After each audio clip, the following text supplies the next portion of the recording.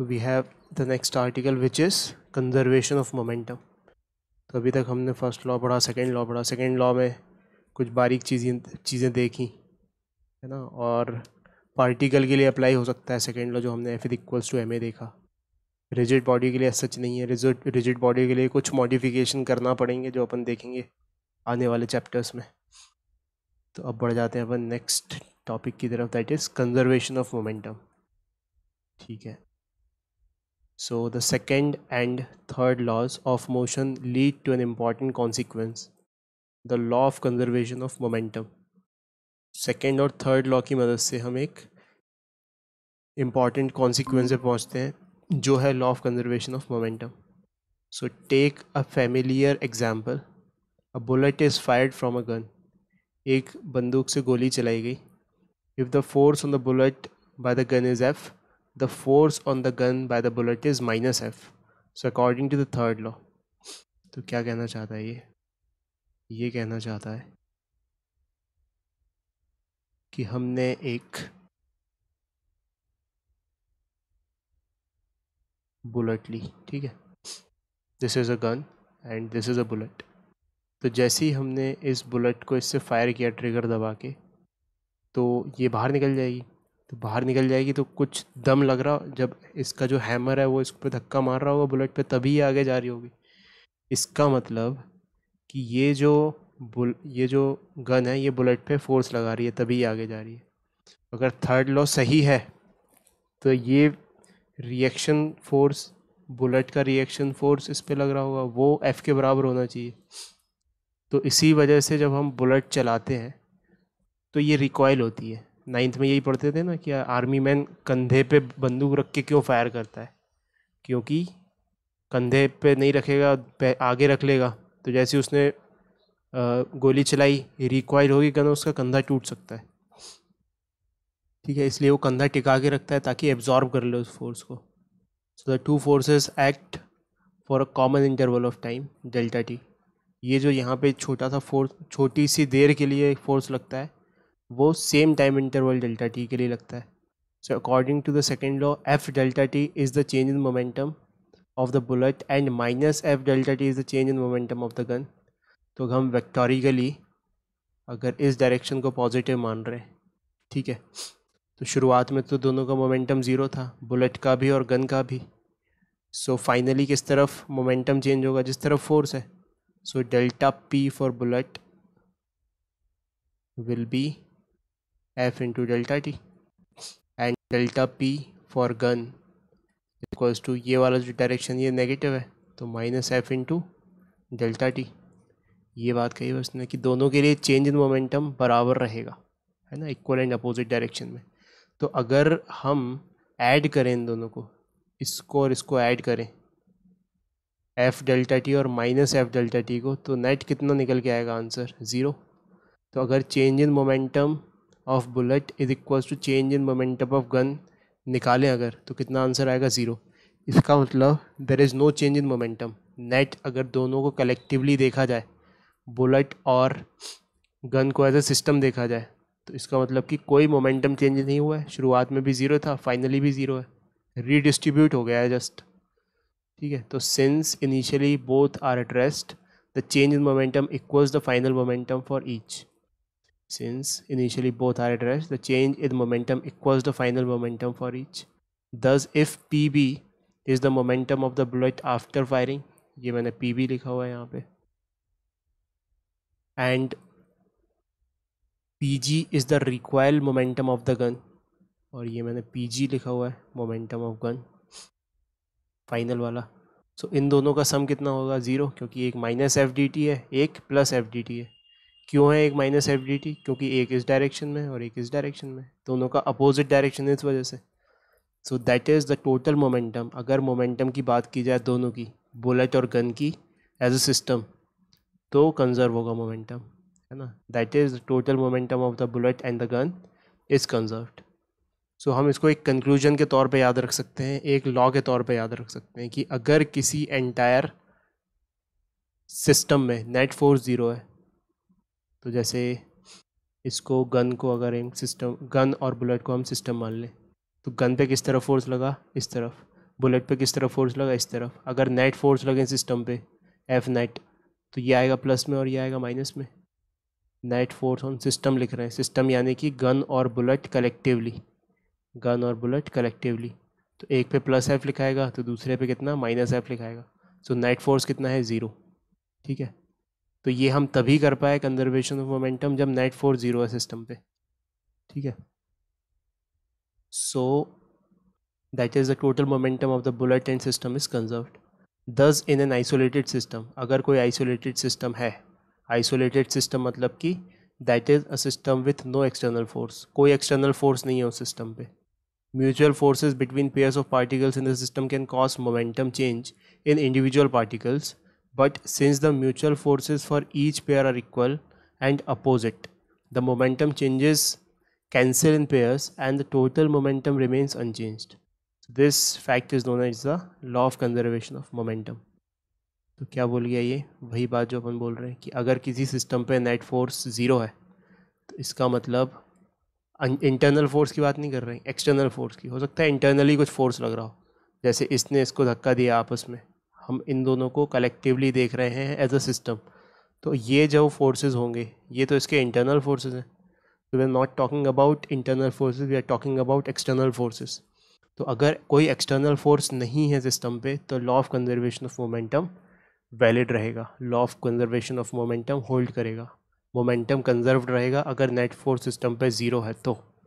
इसकी कंडीशन क्या है, condition is net external force on the system must be zero. Net की बात हो रही है ना, इधर से कोई लगा रहा है और उतना ही फोर्स इधर से कोई लगा दे तब भी नेट 0 रहेगा। तो नेट फोर्स 0 होना चाहिए, बस एक कंडीशन है यहाँ पे। तो इसको अगर हम थोड़ा सा मैथमेटिकली देखना चाहें तो बहुत आसानी से देख सकते हैं। हम थोड़ी सी डिफ्रेंसिएशन जानते हैं, ठीक है। सेकेंड लॉ ऑफ मोशन क्या होता है, second law of motion is equals to, second law of motion is given by F external is equals to D P by D T, ये होता है। ठीक है, अब D P by D T क्या है यहाँ पे, D P by D T, P क्या है यहाँ, पी है एक मोमेंटम का डिफ्रेंसिएशन कर रहे हैं। सो राइट हैंड साइड क्या लिखा हुआ है, differentiation of momentum with respect to time, ये लिखा हुआ है यहाँ पे, और ये एफ एक्सटर्नल है। अच्छा, अगर एफ एक्सटर्नल कांस्टेंट हो जाए, मैथमेटिकली देख रहे हैं जस्ट अपन, अगर एफ एक्सटर्नल कांस्टेंट है इसका मतलब ये चीज़ कांस्टेंट होनी चाहिए। लेफ्ट हैंड साइड अगर 0 है, कांस्टेंट नहीं सॉरी 0, अगर एफ एक्सटर्नल 0 है यानी कि लेफ्ट हैंड साइड 0 है, इसका मतलब राइट हैंड साइड भी 0 होनी चाहिए। राइट हैंड साइड 0 कब हो सकती है, राइट हैंड साइड तभी 0 हो सकती है जब p कांस्टेंट हो जाए। क्यों, क्योंकि जब कांस्टेंट का डिफ्रेंसिएशन करते हैं तभी तो वो 0 आता है। क्या पढ़ा था हमने, D by D T of constant चीज़ का डिफ्रेंसिएशन ही 0 हो सकता है। तो अब कांस्टेंट का क्या मतलब है कि टाइम के साथ p चेंज नहीं हो रहा है। तो हम एज ए सिस्टम में ये चीज़ याद रख सकते हैं कि अगर एफ एक्सटर्नल 0 है तभी मोमेंटम कांस्टेंट रहेगा, तभी मोमेंटम कंजर्व रहेगा। हर पॉइंट ऑफ टाइम पे p की वैल्यू वही रहेगी, कांस्टेंट का ये मतलब होता है। ठीक है, और ये तभी पॉसिबल है जब एक्सटर्नल फोर्स 0 हो जाए। तो ये सिस्टम पे अगर लगा रहे हैं हम तो फिर ऐसा कह सकते हैं।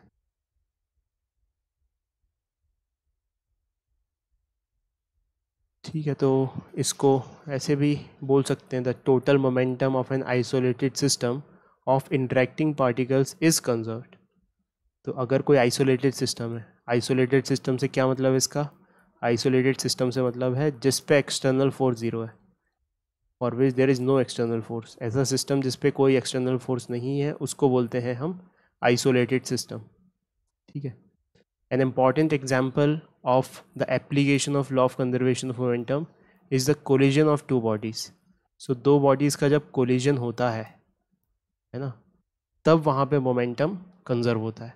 इधर फॉर एग्जांपल एक यहाँ पे एक पार्टिकल है, ये बढ़ रहा है, दूसरा पार्टिकल भी इसकी तरफ बढ़ रहा है, तो जाके एक दूसरे से टकरा जाएंगे। ठीक है, तो जब ये टकराएंगे तो हम क्या करते हैं, उसको उस मोमेंट को स्केच करते हैं यहाँ पे। तो ये जब टकरा रहे होंगे तब पार्टिकल जो पहला वाला है वो दूसरे पार्टिकल पे फोर्स लगा रहा होगा इस तरफ, और क्योंकि एक्शन रिएक्शन पेयर बनने चाहिए, पहले पार्टिकल ने दूसरे पे फोर्स लगाया तो दूसरे पार्टिकल ने भी पहले पे फोर्स लगाएगा उतना ही। अगर एक एफ है तो एक माइनस एफ होगा, ठीक है। तो अगर कोई पूछे हमसे कि बताओ ओवरऑल सिस्टम पे, यानी कि दोनों को अगर सिस्टम कंसीडर कर लिया जाए दोनों पार्टिकल्स को, तो उस पर नेट फोर्स कितना लग रहा होगा एक्सटर्नल, तो हम कहेंगे नेट फोर्स एक्सटर्नल 0 लग रहा होगा, क्योंकि एफ और एफ बैलेंस करते रहे होंगे टकराते टाइम, है ना। इट डजेंट मैटर कि इसका मास कितना है और इसका मास कितना है, एक भारी हो सकता है और एक हल्का हो सकता है, इर्रिस्पेक्टिव ऑफ कितना मास है उसका, या इर्रिस्पेक्टिव ऑफ वो किस डायरेक्शन में टकरा रहे हैं। मान लो सपोज ये ऐसे जा रहा है और ये ऐसे जा रहा है, जाके ये यहाँ कहीं पे टकरा गए, तब भी तो नेट फोर्स जो इम्पल्सिव फोर्स लगेंगे वो एक्शन रिएक्शन पेयर में लगेंगे। तो 100% नेट फोर्स 0 हो जाएगा एक्सटर्नल इस पे, external force on the system पे। तो मतलब कि जब भी कोलिजन हो रहा है हम law of conservation of momentum लगा सकते हैं। तो ये चीज़ हम बहुत ज़्यादा डिटेल में मैथमेटिकली देखेंगे जब हम इसको पढ़ेंगे। तो ये चीज़ तुम्हें याद रखनी है कि जब कोलिजन होगा तब law of conservation of momentum हम लगाएंगे। So consider two bodies A and B with initial momentum P A. अब ये मैथमेटिकल ट्रीटमेंट दे रहे हैं कि लेट्स से एक बॉडी है जिसका इनिशियल मोमेंटम पी ए है और फाइनल मोमेंटम नहीं, दो बॉडीज़ हैं ए और बी, ए का इनिशियल मोमेंटम है पी ए और बी का इनिशियल मोमेंटम है P B. So the bodies collide gets apart with final momenta pa dash and pb dash respectively then by second law। तो इस situation को अच्छे से ड्रॉ करके मैथमेटिकली क्या बोल रहा है वो करते हैं।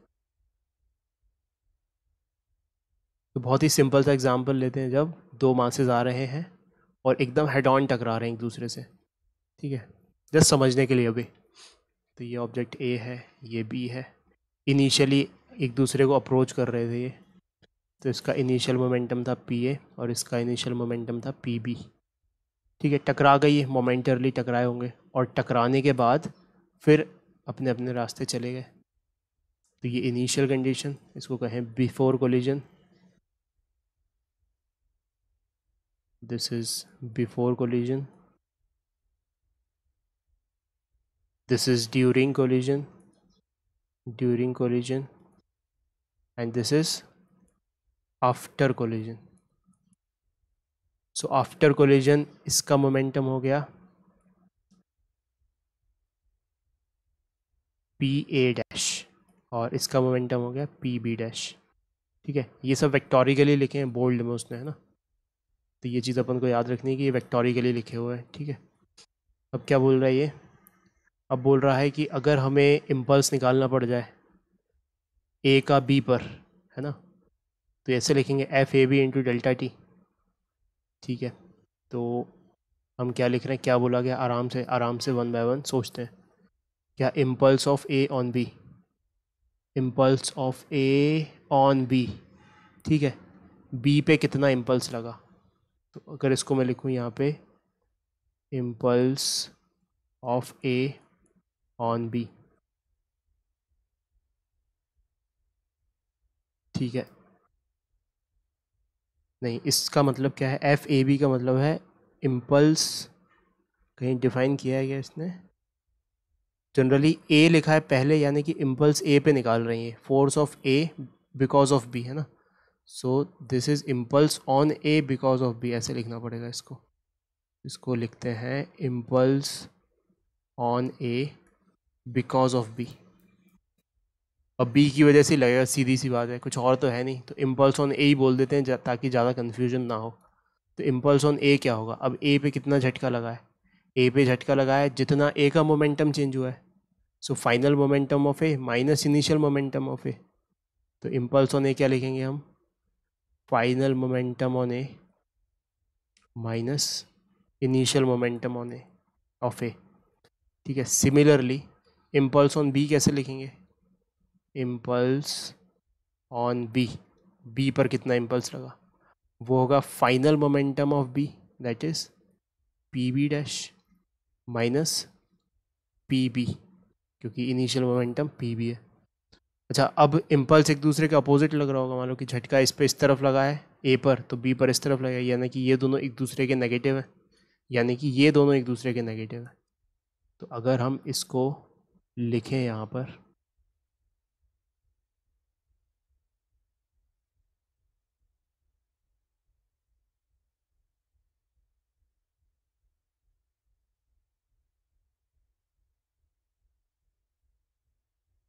तो क्या बात कही गई, ये जो लिखा हुआ है जो भी ये है, दिस इज़ नेगेटिव ऑफ जो भी नीचे लिखा हुआ है उसका, हमने कहा P A dash minus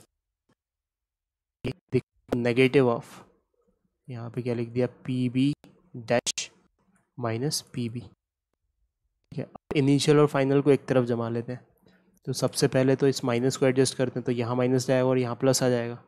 so P A dash minus P A is equals to minus P B dash plus P B. ठीक है, इसको इस तरफ भेज दिया पी ए को, तो ये प्लस में आ जाएगा, और पी बी डैश को इस तरफ भेज दिया तो ये भी प्लस में आ जाएगा। तो लेफ्ट हैंड साइड क्या बचा, P A dash plus P B dash is equals to dash plus P A dash, नहीं पी ए केवल,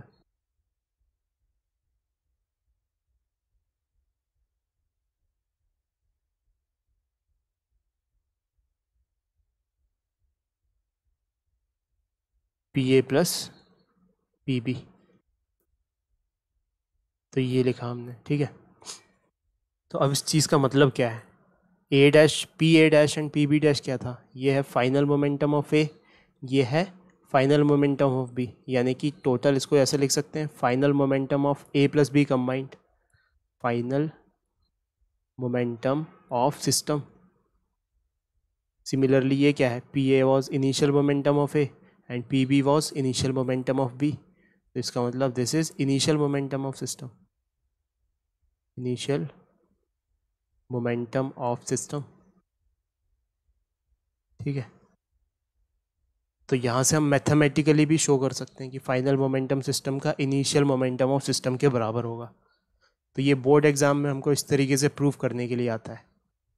ठीक है, कि प्रूफ करो कि यार दो ऑब्जेक्ट्स अगर कोलाइड हो रहे हैं तो उनके लिए law of conservation of momentum true होगा, तो हम इस तरीके से शो कर देंगे। ठीक है, वही चीज़ की है यहाँ पे, एक बार फिर प्रोसेस के थ्रू समझ लेते हैं।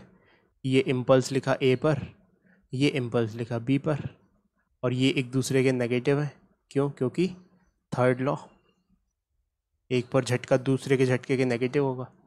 तो अरेंज करके लिखा तो P A dash plus P B dash equals to P A plus P B. So which shows that total final momentum of the isolated system equals its initial momentum. Notice that this is true whether the collision is elastic or inelastic. अब ये अजीब से word आ गए यहाँ पे, elastic और inelastic.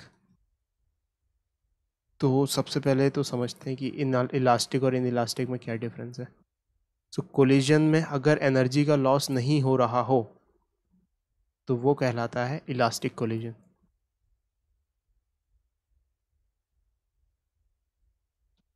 सो दो type के कोलिजन देख रहे हैं अपन, इलास्टिक और इनइलास्टिक। जैसे हमने स्ट्राइकर को स्ट्राइक करते हैं कैरम खेलते टाइम, तो वो जाके दूसरी गोटी से टकराता है, तो क्या होता है, वो दूसरी गोटी आगे बढ़ जाती है, काइनेटिक एनर्जी ट्रांसफ़र हो जाती है, there is no loss of kinetic energy. वो होती है एक्चुअली, लेकिन अपन को समझ में नहीं आती, क्योंकि अगर काइनेटिक एनर्जी लॉस नहीं हो रही है तो चलते ही रहता, स्ट्राइकर टकराने के बाद चलती रहता है इनफाइनाइट टाइम तक, लेकिन रुक जाता है फाइनली। लेकिन फिर भी अपन समझ सकते हैं क्या, कि वो थोड़ा सा इलास्टिक की तरफ है। दूसरा एग्जांपल दूं, जैसे मान लो कि तुमने मिट्टी के एक बॉल बनाई, गीली मिट्टी की बॉल, और दीवार पे दे मारी, तो वो जाके दीवार पे से चिपक जाएगी। कहा तो काइनेटिक एनर्जी कहाँ गई, काइनेटिक एनर्जी तो लॉस हो गई पूरी तरीके से, है ना। सो इलास्टिक कोलिजन वो होते हैं जिसमें kinetic energy is conserved, kinetic energy is conserved. और इनइलास्टिक कोलिजन वो होता है जिसमें kinetic energy is not conserved, is not conserved. एक ही स्पेसिफाइड एनर्जी की बात हो रही है, काइनेटिक एनर्जी की, है ना। और भी तो एनर्जीज होती हैं उसमें, जैसे तुमने मिट्टी की गेंद बना के, गीली मिट्टी की गेंद बना के दीवार पे दे मारी, तो जाके चिपक गई, तो काइनेटिक तो लॉस हो गई उसकी, लेकिन वो जब चिपक रही होगी तो उसके मॉलिक्यूल्स आपस में श्रिंक हो रहे होंगे, वाइब्रेशंस एनर्जी में कन्वर्ट हो रही होगी, हीट में कन्वर्ट हो रही होगी, तो ओवरऑल एनर्जी लॉस नहीं हुई है ना। क्या लॉस हुआ है? केवल काइनेटिक एनर्जी। तो इनइलास्टिक और इलास्टिक की डेफिनेशन में हम केवल और केवल काइनेटिक एनर्जी लॉस हुई है कि नहीं उसको देखते हैं। ओवरऑल एनर्जी तो हमेशा ही कंजर्व होती है यूनिवर्स में, केवल काइनेटिक एनर्जी के बेसिस पे ही देखा जा रहा है। ये बात मैं स्ट्रेस दे दे के बोल रहा हूँ कि काइनेटिक एनर्जी अगर कंजर्व है तो इलास्टिक कोलिजन, काइनेटिक एनर्जी अगर कंजर्व नहीं है तो in elastic collision. Total energy की बात हो ही नहीं रही है, क्योंकि टोटल एनर्जी तो कंजर्व होती ही है ना। तो ये बात अपन को याद रखनी है। तो क्या कहा बस इसने, तो ये तो अपन बहुत डिटेल में देखेंगे इलास्टिक और इन इलास्टिक कोलिजन जब हम नेक्स्ट चैप्टर पढ़ेंगे। फिलहाल के लिए क्या बोल रहा है कि ये जो मोमेंटम का कंजर्वेशन है ये वैलिड होता है चाहे इलास्टिक कोलिजन हो चाहे इन इलास्टिक कोलिजन हो, ठीक है। So inelastic collision there is a second condition that the total kinetic energy of the system equals to the total final kinetic energy of the system। तो elastic में केवल एक चीज़ रहती है कि टोटल काइनेटिक एनर्जी भी final kinetic initial kinetic energy भी final kinetic energy के बराबर हो जाती है, जबकि इन इलास्टिक में ऐसा नहीं होता है ना। तो अभी फ़िलहाल के लिए तो अपन को ये याद रखना है कि इलास्टिक हो चाहे इन इलास्टिक हो, मोमेंटम कंजर्वेशन तो रहेगा ही रहेगा, है ना। ये कंफ्यूजिंग पॉइंट है, अभी इसमें दिमाग लगाओगे तो दिमाग चकरा जाएगा। वो नेक्स्ट चैप्टर में अपन डिटेल में देखेंगे। अभी तो बस तुम्हें इतना दिमाग में रहना चाहिए कि यार कुछ भी कोलिजन हो, कैसा भी कोलिजन हो, मोमेंटम कंजर्वेशन रहेगा ही रहेगा। फिर आ जाते हैं हम इक्विलिब्रियम ऑफ पार्टिकल पे, कि इक्विलिब्रियम का क्या मतलब होता है, ठीक है। So let's begin and study equilibrium of particle. So equilibrium of a particle in mechanics refers to the situation when the net external force on the particle is zero। तो यहाँ पे स्ट्रेस दे के इसने कहा गया है कि हम पार्टिकल के इक्विलिब्रियम की बात कर रहे हैं। पार्टिकल यानी कि point size particle, point size object. Point size object पे अगर नेट एक्सटर्नल फोर्स ज़ीरो है तो उसको बोलते हैं अपन कि इक्विलिब्रियम में है। रिजिड बॉडी के लिए ऐसा नहीं है, हो सकता है रिजिड बॉडी पे नेट फोर्स ज़ीरो हो तब भी वो घूम जाए, टॉर्क लग जाए उसमें। तो अगर रिजिड बॉडी के इक्विलिब्रियम की बात करेंगे तो वहाँ पे फिर नेट टॉर्क भी ज़ीरो बताना पड़ेगा, जैसा अपन ने एक क्लास में देखा था, ठीक है। तो ये स्टार लगा के क्या बोल रहा है ये, equilibrium of a body requires not only translational equilibrium.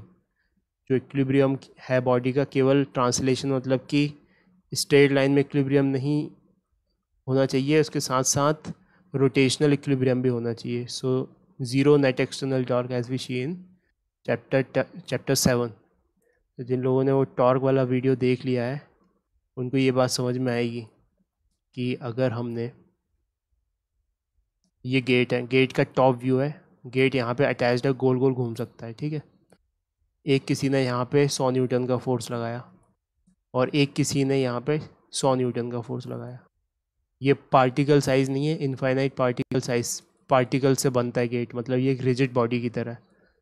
तो जिन लोगों ने टॉर्क वाला वीडियो देखा है उनको ये समझ में आएगा कि ये इक्विलिब्रियम में नहीं रहेगा, ये इस तरफ रोटेट हो जाएगा, क्योंकि ये डोमिनेटिंग है, ज़्यादा दूरी पर लग रहा है, ये टॉर्क ज़्यादा प्रोड्यूस करेगा ये वाला फोर्स। तो लेकिन अगर किसी को टॉर्क के बारे में नॉलेज नहीं है तो उसको तो यही लगेगा कि यार 100 न्यूटन नीचे लग रहा है और 100 न्यूटन ऊपर लग रहा है, तो नेट एक्सटर्नल फोर्स तो ज़ीरो है, तो मतलब कि कुछ भी नहीं होना चाहिए, ट्रांसलेशन मोशन नहीं होना चाहिए, लेकिन हो रहा है, ठीक है। ये पॉइंट ट्रांसलेट कर रहा है, ये पॉइंट ट्रांसलेट, सब पॉइंट्स ट्रांसलेट कर रहे हैं अपनी अपनी कैपेबिलिटी के अनुसार। तो क्यों हो रहा है ये, क्योंकि F external is equals to zero, acceleration is equals to zero. इस चीज़ का तभी मतलब होता है जब वो एक पॉइंट साइज पार्टिकल हो, ठीक है। अदरवाइज़ फिर हमको टॉर्क भी कंसिडरेशन में लेना पड़ेगा। और हाँ बोलो।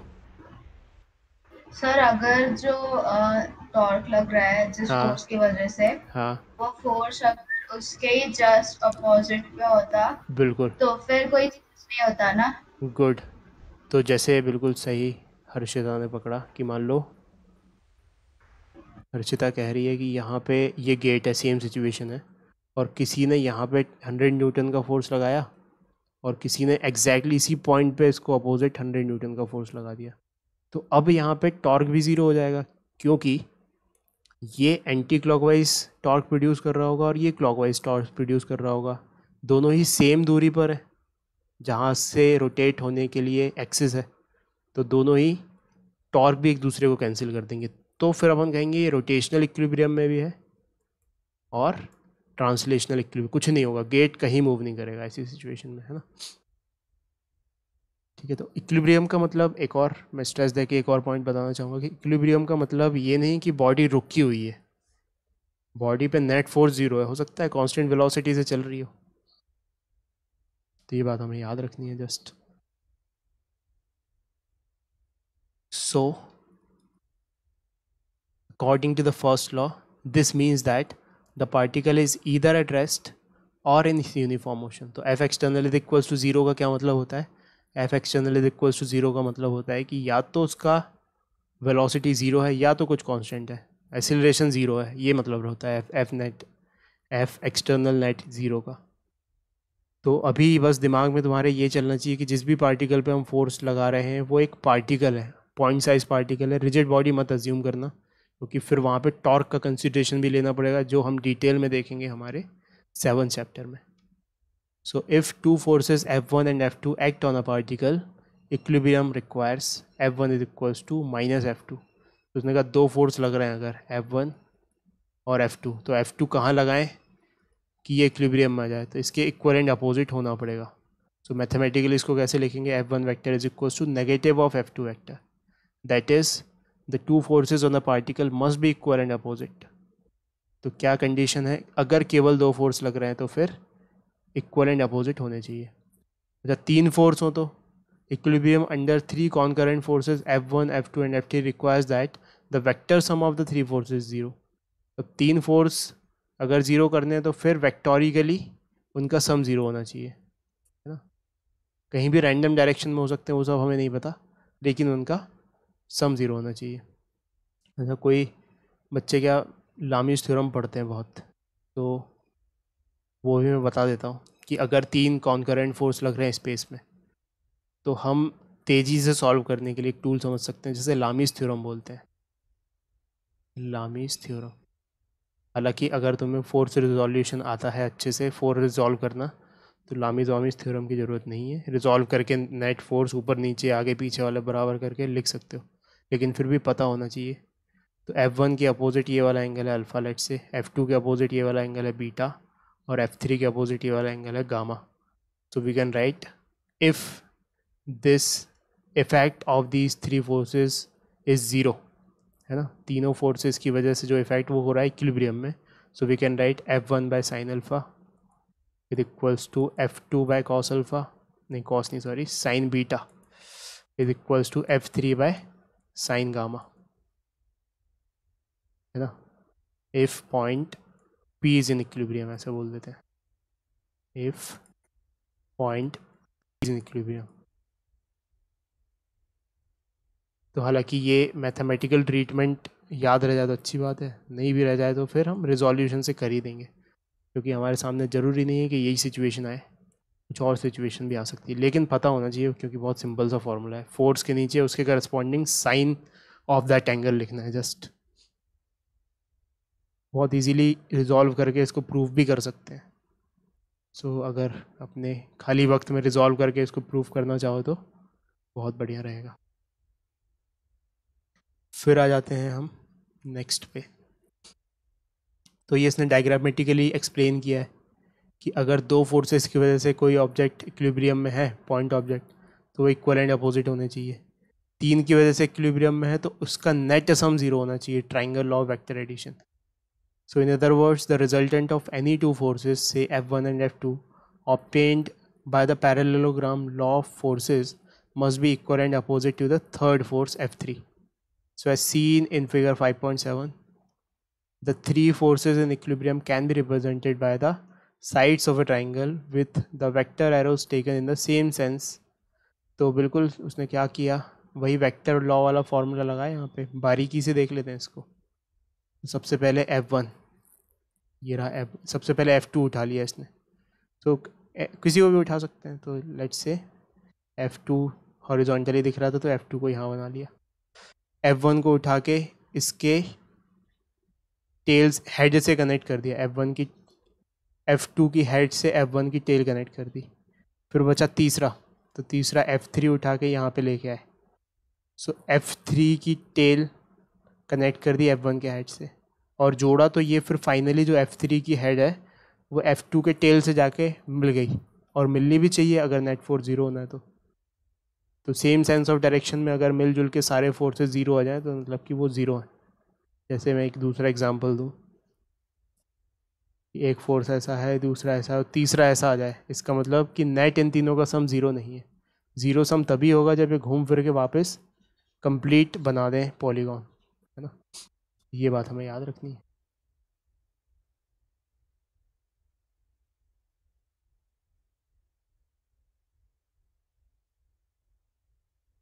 ठीक है, फिर the result can be generalise to any numbers of forces.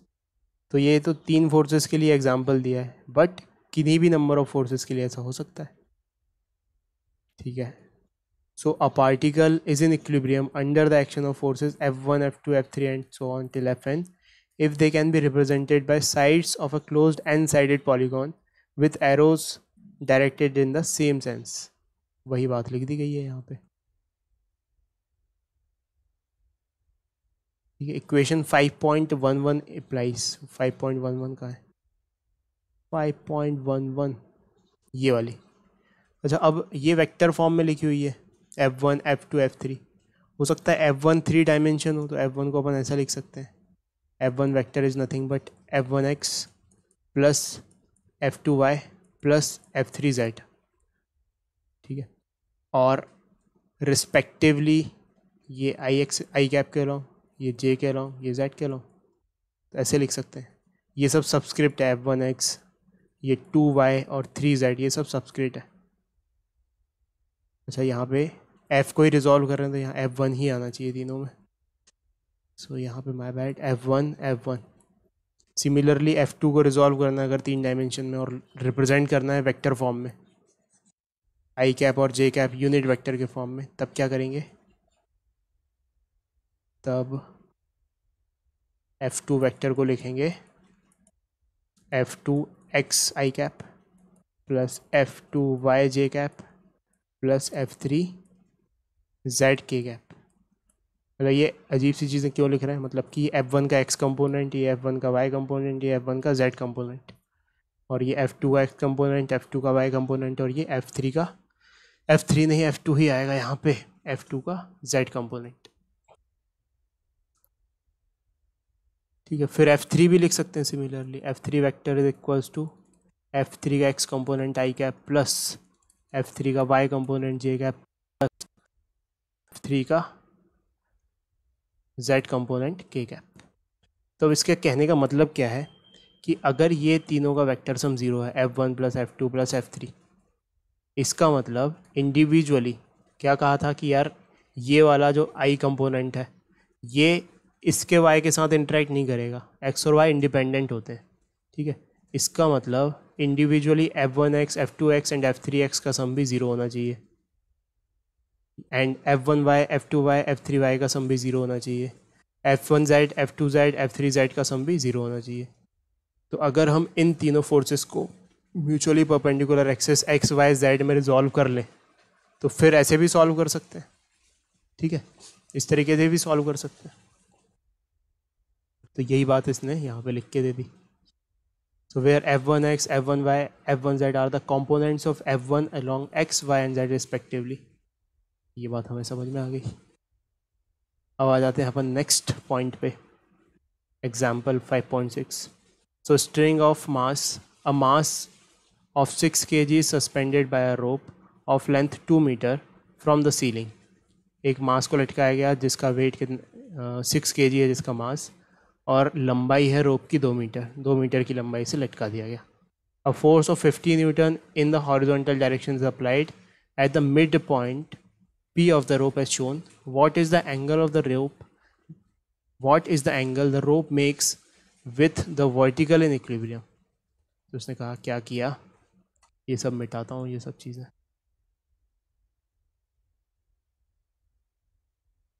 और थोड़ा साइड में लेता हूँ इसे।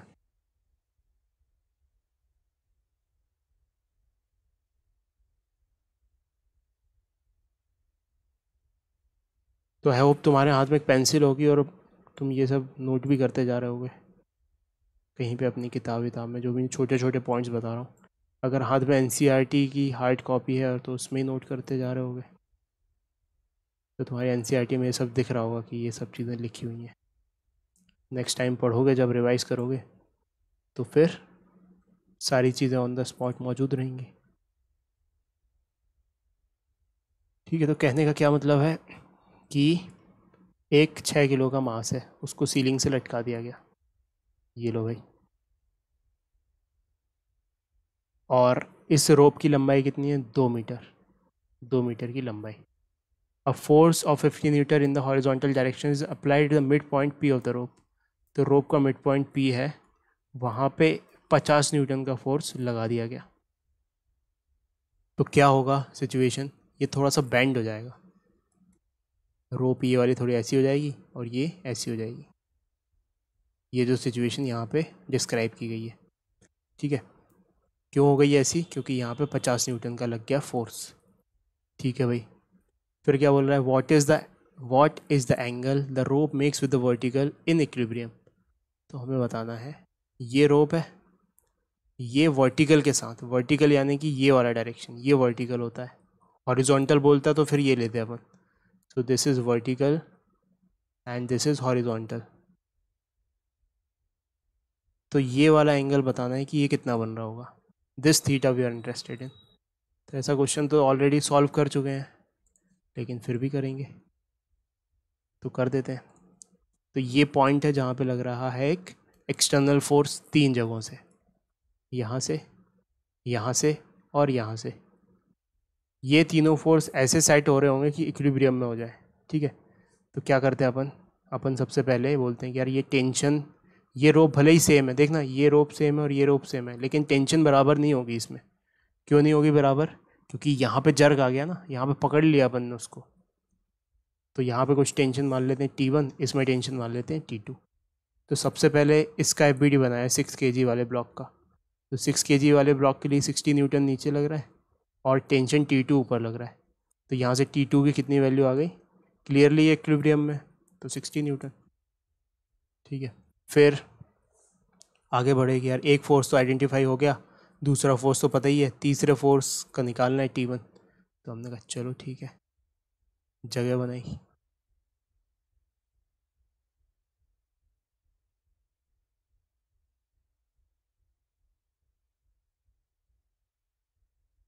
और यहाँ पे हमने इस पॉइंट का एफ बनाया। इस पॉइंट को कुछ रैंडम एक्स पॉइंट बोल देते हैं। सो एक्स पॉइंट का एफ बनाया। 50 न्यूटन लग रहा है इस तरफ, इधर नीचे लग रहा है T2 जिसकी वैल्यू आ चुकी है 60 न्यूटन, और इधर पे रैंडम एंगल पे T1 लग रहा है, और ये वाला जो एंगल है ये थीटा दिया हुआ है। सो हमारी चॉइस के अनुसार अगर इसको इसको वाई एक्सिस और इसको एक्स एक्सिस मान लिया जाए, तो ये तो ऑलरेडी रिजॉल्व है एक्स और वाई के अलावा, केवल इसको रिजॉल्व करना पड़ेगा। सो हमने कहा चलो इसको एक्सिस मान लिया जाए, इसको वाई एक्सिस मान लिया जाए। फिर इसको रिजॉल्व किया तो इसका कंपोनेंट क्या आएगा? T1 कॉस थीटा यहाँ पे, और यहाँ पे ये वाला कंपोनेंट क्या आएगा? T1 sine theta. और क्योंकि ये इक्विलिब्रियम में है, ऊपर वाले फोर्स इज इक्वल्स टू नीचे वाले force, so 60 is equals to T1 cos theta. So T1 cos theta is equals to 60 और T1 sine theta is equals to 50। T1 sine theta is equals to 50। तो सबसे पहले तो हमने tan theta की value निकाल ली यहाँ से, इसको इससे डिवाइड कर दिया, और बस टेन थीटा आ जाएगा, लेकिन वही तो फाइंड करना है, तो बस सही बात है। सो इससे इसको डिवाइड किया तो sine theta upon cos theta is tan theta. T1 से T1 कट गया, और यहाँ से क्या है? 5/6। 5/6। So theta is equals to tan inverse 5/6। ये आंसर हो जाएगा। ये इस टाइप का क्वेश्चन अपन ऑलरेडी कर चुके हैं, तो आई डोंट थिंक कि तुम्हें कोई फॉलो करने में इसको दिक्कत हो रही होगी।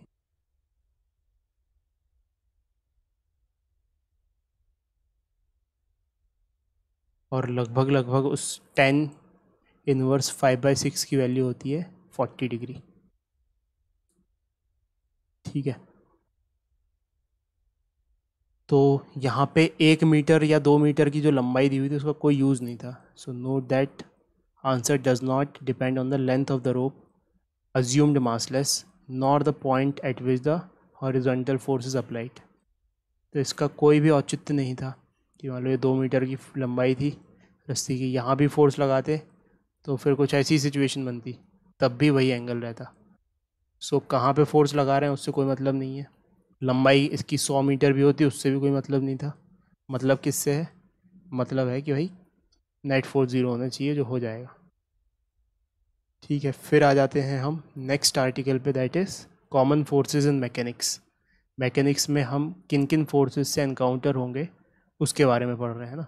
ये फंडामेंटल फोर्सेस ऑफ फिजिक्स नहीं है ना. फंडामेंटल फोर्सेस इन नेचर नहीं है.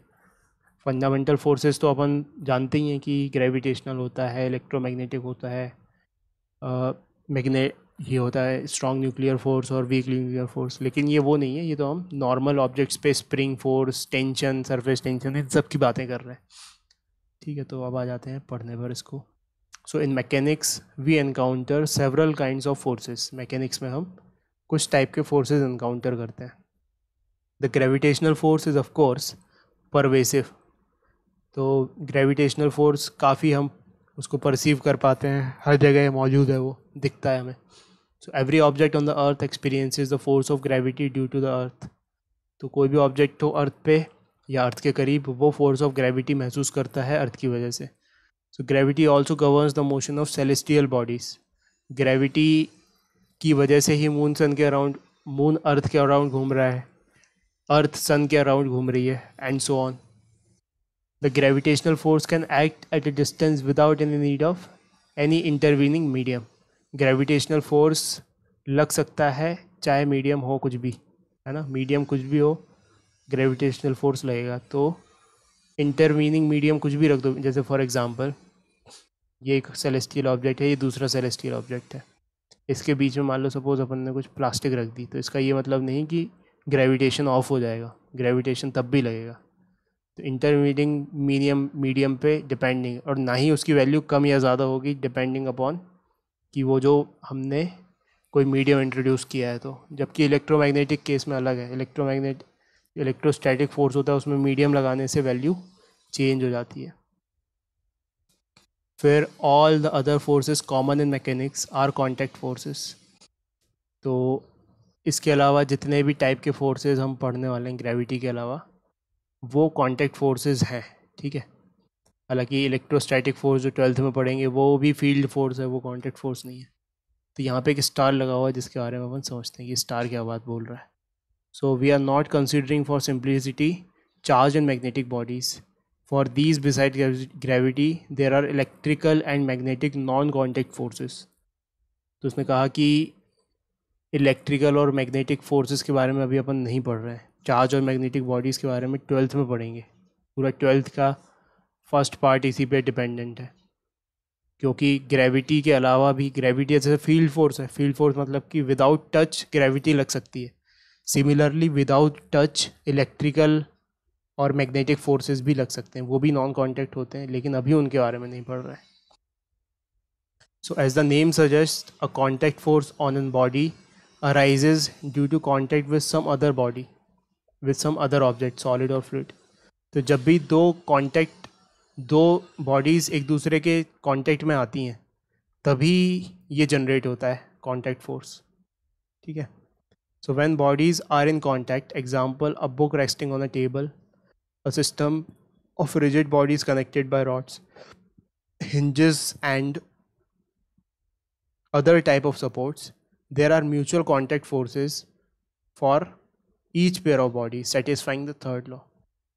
तो ये कुछ एग्जांपल दिए हैं कि जैसे कोई बॉडी रखी हो टेबल पे, या system of rigid bodies connected हो, कैसे, रॉड से. जैसे ट्रस ब्रिज देखा होगा तुमने, हावड़ा ब्रिज एक ट्रस ब्रिज है, तो वहाँ पे सेवरल एलिमेंट्स कनेक्टेड हैं आपस में, तो तब भी कांटेक्ट फोर्स अराइज होगा क्योंकि कांटेक्ट में है सब.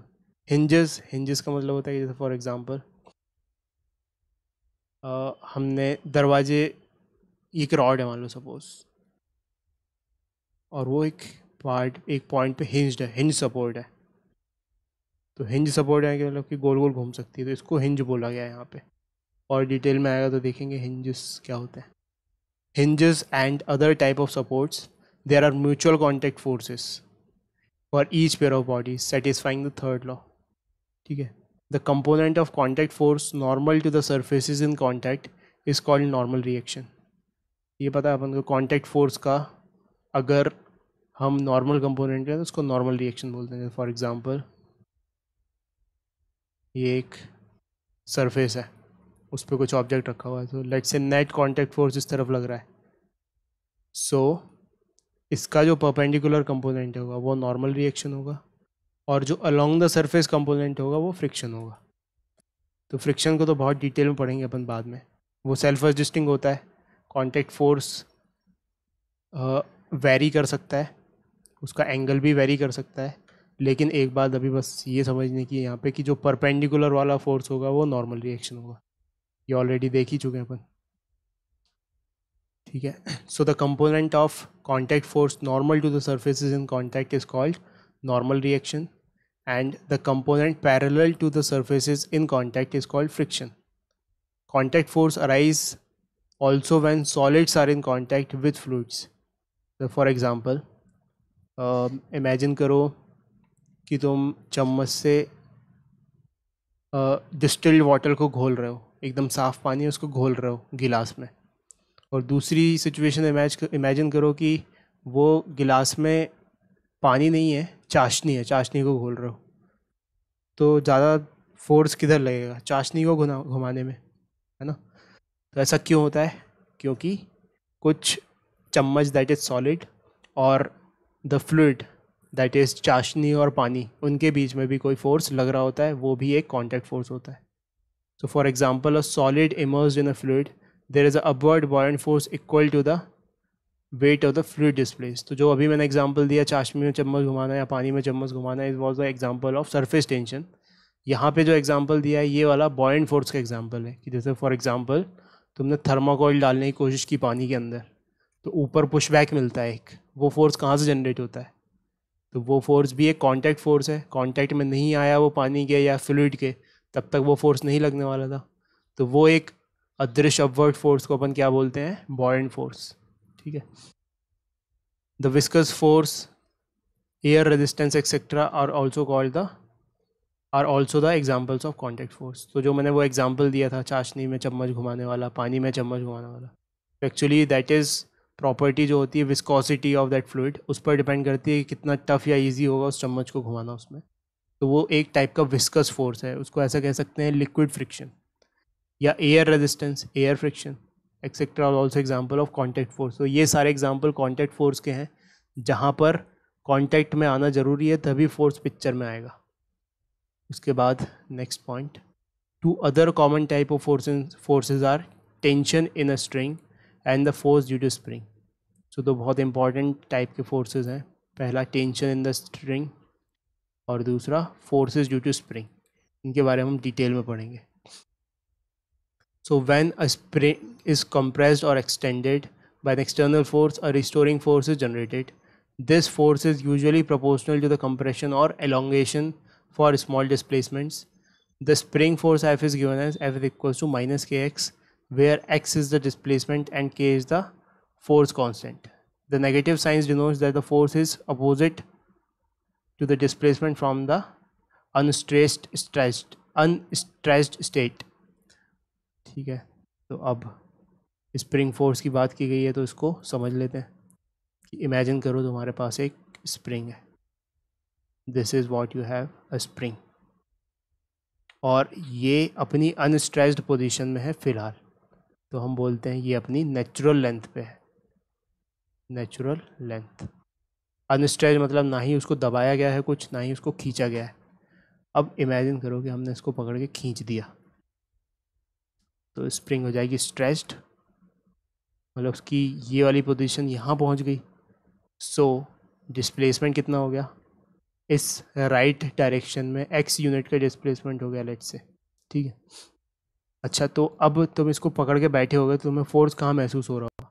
तो ये अपनी नेचुरल लेंथ पे वापस जाना चाहती होगी, इसका मतलब कि जो स्प्रिंग फोर्स है वो x के अपोजिट लग रहा है, F और x के अपोजिट लग रहा है। तो अगर हम वेक्टोरिकली लिखें तो F is proportional to minus x, इस सिचुएशन में ऐसा लिख सकते हैं। अच्छा, ये वाली सिचुएशन क्या थी, एक्सटेंशन वाली। दूसरी सिचुएशन इमेजिन करते हैं जब उसको नेचुरल लेंथ से हम कंप्रेस कर देंगे। तो दूसरी सिचुएशन इमेजिन की कि जब हमने स्प्रिंग को कंप्रेस कर दिया उसकी नेचुरल लेंथ से, ठीक है। तो यानी कि यहाँ से ये यहाँ पहुँच गई, तो कंप्रेस कर दिया, लेट से इसको हमने एक्स से कंप्रेस कर दिया, ठीक है। तो अब यहाँ पे जो कंप्रेस्ड वर्जन होगा इसका, यहाँ पे हाथ रखे होंगे या कुछ भी रखे होंगे, तो ऐसा महसूस हो रहा होगा कि ये फिर अपनी नेचुरल लेंथ पे वापस पहुँचना चाहती है। तो इसका मतलब फोर्स का डायरेक्शन क्या होगा, फोर्स का डायरेक्शन होगा अभी भी opposite to the x. Force का डायरेक्शन इसमें इस तरफ होगा। सो क्लियरली पहली सिचुएशन में भी एक्स और एफ अपोजिट डायरेक्शन में थे, दूसरी सिचुएशन में भी एक्स और एफ अपोजिट डायरेक्शन में। तो यहाँ पे भी हम लिख सकते हैं दूसरी सिचुएशन के लिए F is directly proportional to minus x. तो यूनिवर्सली चाहे एक्सटेंशन हो स्प्रिंग में या कंप्रेशन हो, F is directly proportional to minus x लिखा जा सकता है, टू माइनस एक्स। अच्छा, ये एक्स की पावर वन ही क्यों आया है ना, एक्स स्क्वायर क्यों नहीं आया या एक्स क्यूब क्यों नहीं आया, तो वो सब अभी भूल जाओ। अभी बस इतना ध्यान रखो कि वो एक्स की पावर वन के लिए प्रोपोर्शनल होता है स्मॉल डिस्प्लेसमेंट के लिए, हमारे सिलेबस में यही है, ठीक है। तो जब इक्वालिटी लगाएंगे और प्रोपोर्शनल साइन हटाएंगे तो कुछ इक्वालिटी कांस्टेंट आएगा, तो माइनस, और ये के क्या है, ये है proportionality constant which is nothing but spring constant. This proportionality constant is called spring constant. जितना ज़्यादा स्प्रिंग कांस्टेंट होगा उतनी ज़्यादा स्टिफ होगी स्प्रिंग। तो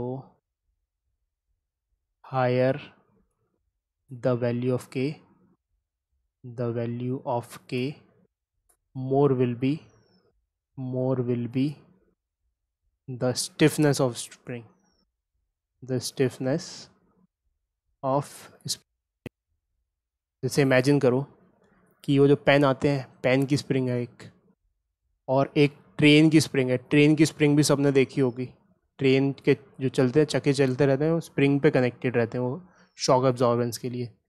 तो तुम सोचो, तुम इसको अच्छे से दबा पाओगे या इसको अच्छे से दबा पाओगे? इसको दबाओ, थोड़ा ही फोर्स लगाओगे, पिचक जाएगी, है ना, पेन वाली स्प्रिंग को। लेकिन ट्रेन वाली स्प्रिंग को दबाने की कोशिश करोगे अगर, तो हो सकता है ना दबा, ज़रा सा भी डिस्प्लेसमेंट ना हो पाए उसमें। इसका मतलब ये ज़्यादा स्टिफ है, this is more stiff, this is much stiffer.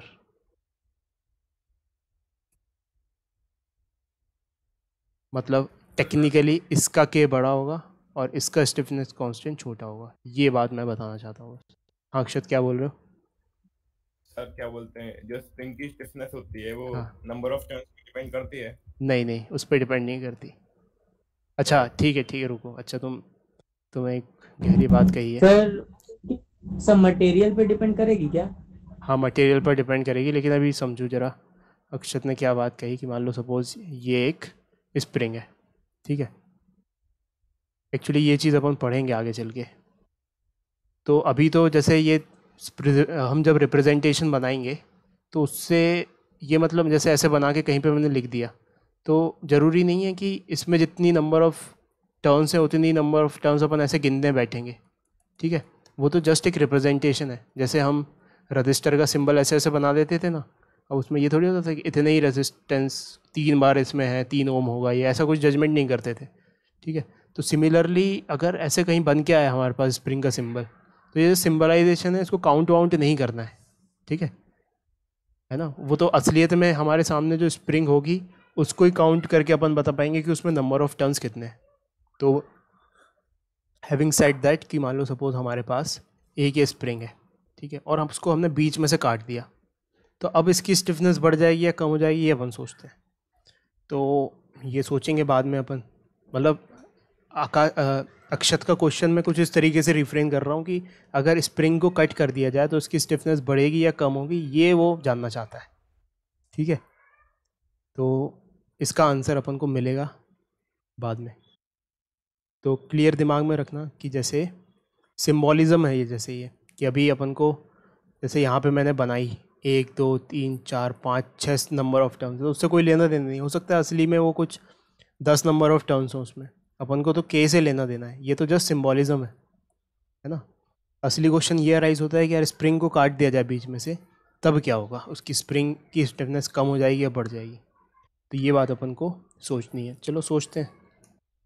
तो मान लो सपोज़ हमारे पास एक बड़ी स्प्रिंग है, लंबी स्प्रिंग है मान लो सपोज़, उसको 2 पार्ट में काट दिया, तो अब उसके एक पार्ट को दबाने में ज़्यादा ताकत महसूस होगी या कम ताकत महसूस होगी। जैसे इसको दबा रहे थे हम एफ फोर्स से, सेम फोर्स से एक ही सेगमेंट को दबाएंगे अगर उसके आधे सेगमेंट को, तो ज़्यादा ताकत लगेगी या कम ताकत लगेगी। मतलब ये एकदम से जंप नहीं करना है कंक्लूजन पे, ये करके देखना पड़ेगा अपन को। तो जो इंट्यूटिवली अपन सोच रहे हैं कि छोटा होगा तो कम ताकत लगेगी, तो ऐसा नहीं है। ऐसा मतलब एकदम से जंप नहीं होते कुछ भी कंक्लूजन पे। इसको तुम एक बार करके देखना।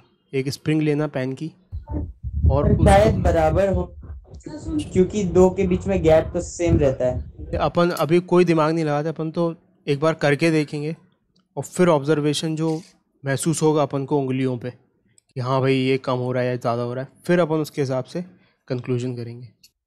ठीक है, तो एक बार इसको प्रैक्टिकली फील करना, क्योंकि ये अब जैसे यहाँ पे तो ऐसा बना दिया अपन ने कि ऐसी दिख रही है स्प्रिंग, लेकिन जब फोर्स लगाएंगे तभी अपन को महसूस होगा कि यार क्या होगा। तो अभी मैं तुम्हें आंसर नहीं बताऊंगा, तुम खुद से एक्सपीरियंस करना। बाद में मैं रटवा दूंगा ये चीज़ तुम्हें कि भाई क्या है, कि कैसे क्या हो रहा है, तो सही आंसर तुम्हें पता लग जाएगा। लेकिन एक बार खुद से एक्सपीरियंस करना, क्योंकि ये अपने सिलेबस में भी है। सो स्प्रिंग लेके काट के देखना, उसको आंसर मिलेगा तुम्हें कि इसमें ज़्यादा फोर्स लग रहा होगा जब आधे ही घुमा रहे हैं उसको।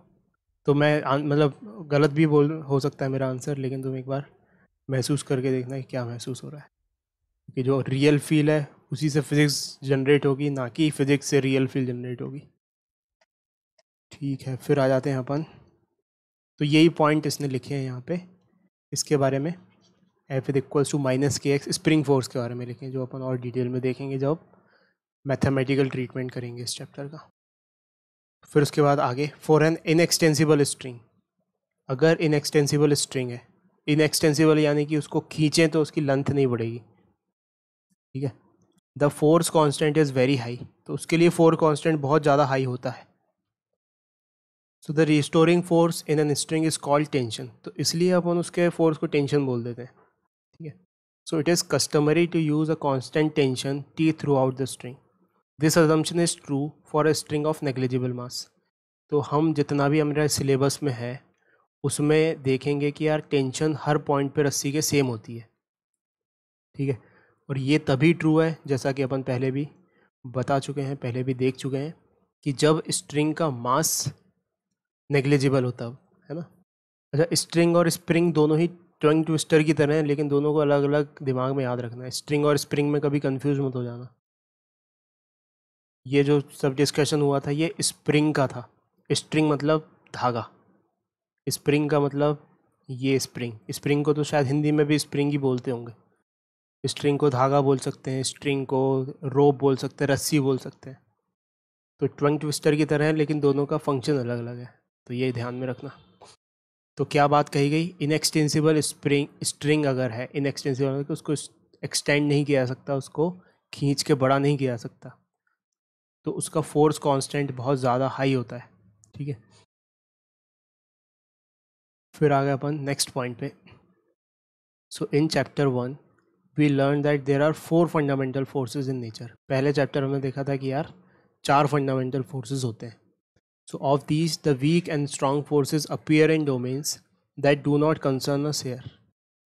तो जो वीक न्यूक्लियर फोर्स और स्ट्रॉन्ग न्यूक्लियर फोर्स है वो कहाँ पे पिक्चर में आता था, न्यूक्लियस के अंदर, मतलब इस डोमेन में कि जो फिजिकली अपन डिस्टेंसेस देख रहे हैं मैकेनिक्स में, उससे तो बहुत कई गुना ज़्यादा है। क्योंकि न्यूक्लियर का डायमेंशन क्या था, न्यूक्लियस का डायमेंशन 10⁻⁻15 मीटर, यानी कि 1 फर्मोमीटर। 1 फर्मी मीटर के डायमेंशंस तो नेग्लिजिबल है हमारे जो नॉर्मल कंसीडरेशन डेली लाइफ में हम देख रहे हैं। तो इसका मतलब स्ट्रॉन्ग न्यूक्लियर फोर्स और वीक न्यूक्लियर फोर्स के बारे में हम कोई चर्चा नहीं करेंगे।